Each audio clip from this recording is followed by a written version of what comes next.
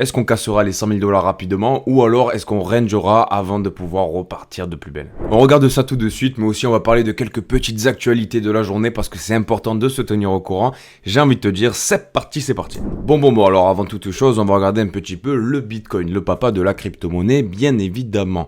La courbe classique, celle que tu peux voir avec les chandelles, c'est le BTC, tu la connais par cœur je pense, c'est ce petit range, il nous a fait souffrir, je pense qu'on s'en souviendra pour toujours.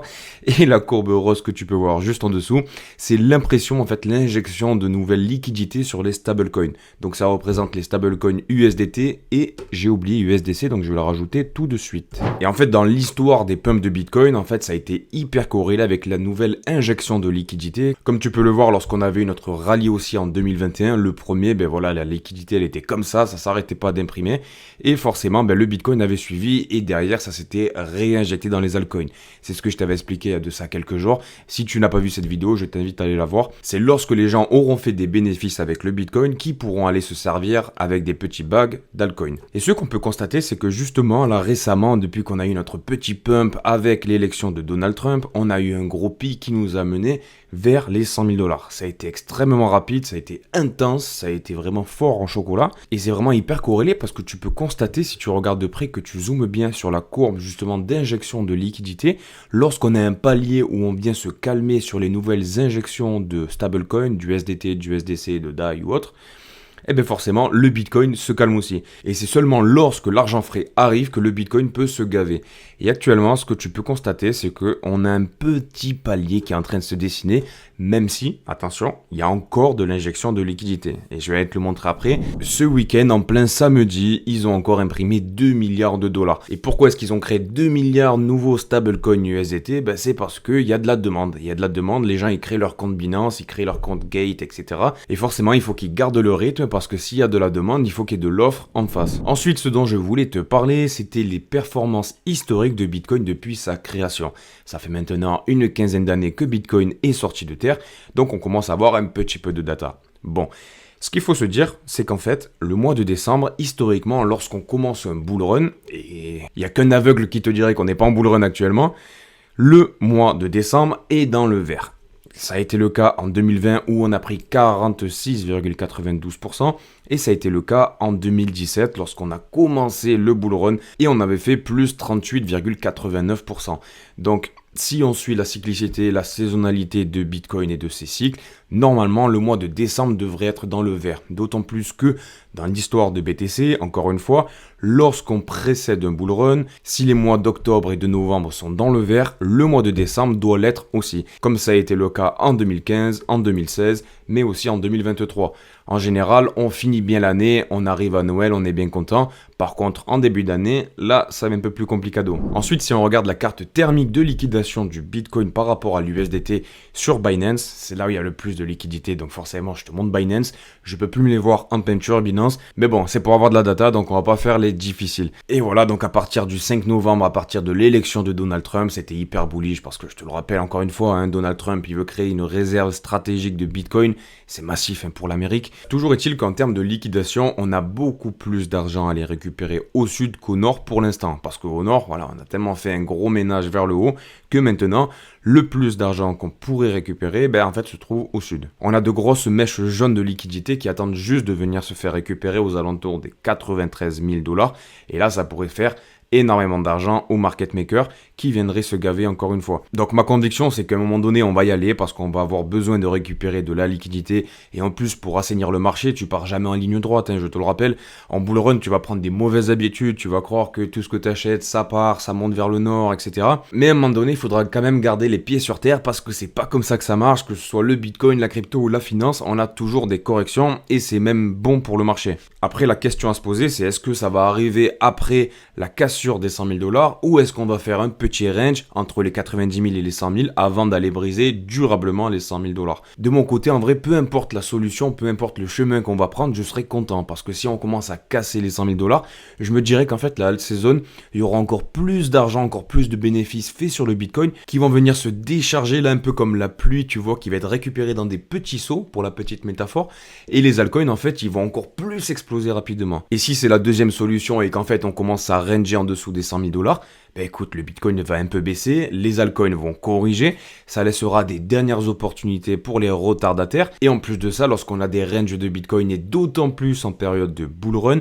les altcoins y profitent. Les altcoins performent à ces moments-là et donc potentiellement ça pourrait amorcer un petit début d'alt season. Par ailleurs, si on regarde le RSI sur le Bitcoin, ce qui est intéressant de noter, le RSI, je te rappelle, c'est le momentum, c'est la force acheteuse ou la force baissière qu'on a sur un actif. Le RSI en weekly, donc en hebdomadaire, on est à 76 de RSI. Donc on n'est vraiment pas encore dans la surchauffe, dans l'euphorie si tu veux autour de l'achat du Bitcoin. Et même en général, lorsqu'on rentre dans l'euphorie, comme tu peux le voir lorsqu'on dépasse les 80-85, eh bien ça va se faire petit à petit lorsqu'on commence à atteindre des niveaux d'euphorie, tu vois, mais le Bitcoin continue à monter. Donc en fait, ça veut dire que lorsqu'on commence à atteindre sur le RSI Bitcoin hebdomadaire des chiffres comme 85-90, ça ne veut pas dire que ça va cracher maintenant. Non, bien au contraire. Comme tu peux le voir ici, lorsqu'on avait atteint les 94 de RSI en hebdomadaire en 2021, c'était à cette position-là. Tu vois, on était aux alentours des 37 000 $. Et derrière, on a eu encore quelques mois où on est monté, on a carrément fait un x2. Alors que sur le RSI, on avait atteint notre sommet. Et donc là où je veux en venir, à l'échelle moyen terme, long terme, l'échelle de plusieurs mois, on n'est vraiment pas en surchauffe et le cycle n'est pas terminé. Ça, c'est une certitude parce qu'on n'a même pas atteint les 80 de RSI en weekly. Et même lorsqu'on les atteindra, lorsqu'on viendra toucher les 85, les 90, ça ne voudra pas dire que ce sera terminé. Par ailleurs, un point important à regarder, c'est l'inflation que tu peux regarder sur Trueflation qui reflète vraiment mieux la réalité que l'inflation qu'on te donne par les États. Tu te rappelles, hein, les sondages américains, c'était coup-ci coup-ça, un peu de maquillage, un peu de crème chantilly. Ce qu'on doit constater, qui est une vérité absolue, c'est qu'on a une montée de l'inflation de la Trueflation qui est montée à 2,79%, alors qu'on avait atteint carrément les 1% en septembre. Et donc ça me permet de te faire la transition sur les annonces économiques de la semaine. On va avoir pas mal de petites choses sympathiques comme les inscriptions hebdomadaires au chômage, mais surtout ce qu'il faudra suivre de près, c'est l'indice PCE. Donc c'est l'indice des prix à la consommation. Donc il faudra vraiment qu'on soit attentif sur cette inflation. Il faudrait pas qu'on ait une explosion de celle-ci parce que voilà, ça pourrait pas être génial, on va dire, pour les marchés. Même si pour moi, ça y est, le bull run il est lancé, mec, hein, tu vois. En parallèle de ça, on aura aussi le PIB trimestriel américain à 14h30 mercredi. Et on aura aussi les inscriptions hebdomadaires au chômage qui tomberont à la même heure, mercredi. Et ça, par contre, c'est hyper important parce que tu le sais, je te le répète souvent, hein, mais le talon d'Achille des États-Unis, c'est vraiment l'emploi. Et on continue rapidement avec une nouvelle plutôt sympatoche que j'aimerais te partager parce que ça fait plusieurs mois que je t'en parle. La dédollarisation en péril, les BRICS dépassés par la force du billet vert. Et oui, les gars, ne sous-estimez pas les Américains, je vous le disais. On va avoir une dédollarisation, on va avoir une montée des pays émergents. Je suis entièrement d'accord avec vous. Mais les Américains ne vont pas se laisser faire. En plus, avec Donald Trump aux rênes du pays, qui est hyper conservateur, qui est hyper pro-entrepreneuriat, pro-industrie, pro-développement du pays. Donc pour les BRICS, c'est pas si facile que ça, notamment avec le fait que Donald Trump veut augmenter la production d'extraction de pétrole aux États-Unis, ce qui risque de faire baisser le cours du pétrole. Et tu le sais, inévitablement, en fait, ça fera du mal à la Russie. En parallèle de ça, on a aussi la Chine qui se porte pas pour le mieux en ce moment. Ils sont d'ailleurs en train de faire un programme d'injection de nouvelles liquidités. On parle de plusieurs milliers de milliards de dollars. On va voir ce qui va se passer, mais s'il y a bien un truc à prendre en compte, c'est que la guerre froide, elle est bel et bien là. Ça y est, on a les Américains qui veulent maintenant acquérir du Bitcoin.